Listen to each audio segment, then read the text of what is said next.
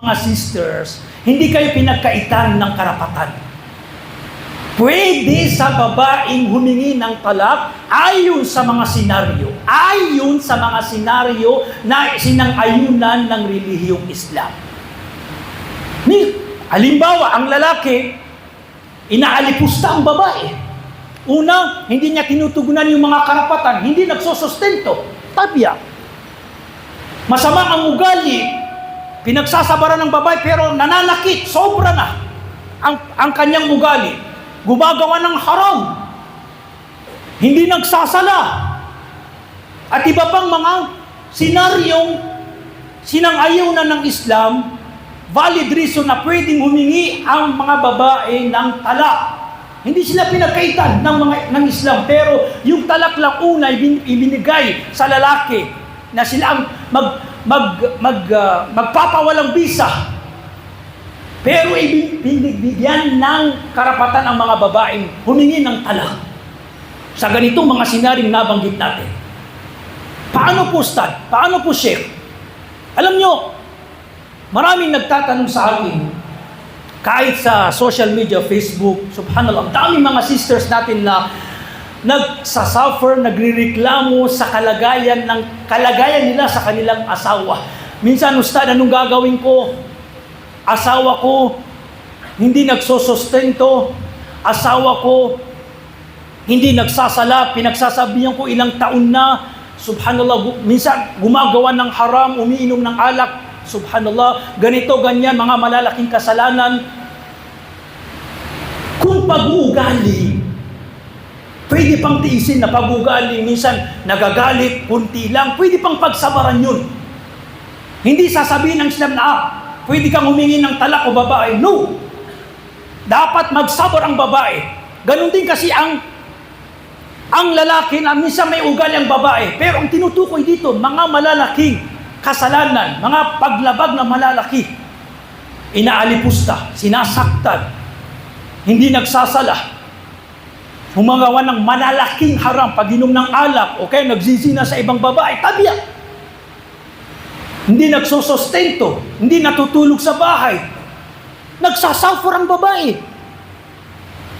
Tignan niyo kung hindi nagsusustento. Subhanallah. Kailangan ng babae, financially at yung attention, presence. So kung hindi sa kanila pinagkaloob na humingi ng talak, kawalan ng karapatan, kawalan ng katarungan sa mga kababaihan. Ngayon, ang sinasagot ko lamang, sa ganitong kalagayan, dahil naugnay dito ang dalawa tao, asang lalaki, asang babae, ang babae sumangguni siya kung hindi na niya kayang tiisin. Minsan, ang pinafatwa natin, sinasagot natin, sa mga ulama lamang, fatwa, pero yung implementation ng hatol, ang magbibigay noon ay yung kinauukulan, tagapaghatol, Sharia, judge sa Sharia. Kung walang Sharia, isang guni mo kako sa iyong magulang para makita nila kung ano yung dapat gawin. Kausapin na yung lalaki, kunin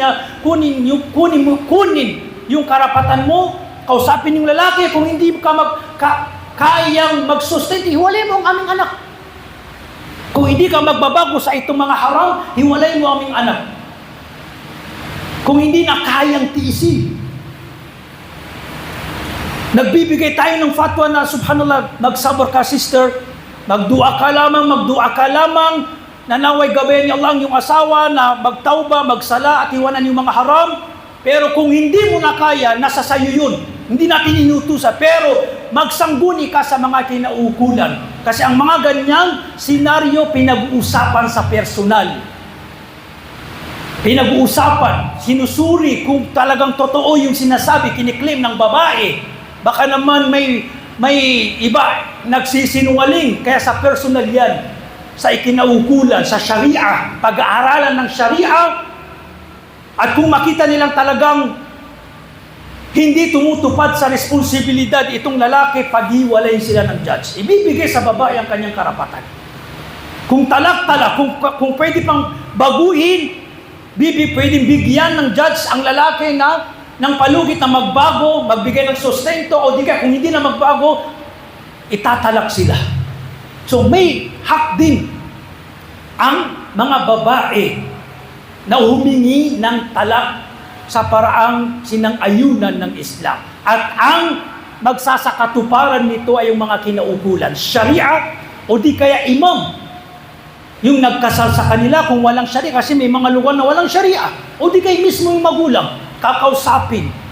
Pero subhanallah, alam nyo, ang babae kapag nagsumbong sa kanyang mga magulang, wallahi al-azim, out of limit, below the belt na yung kalagayan niya sa kanyang asawa.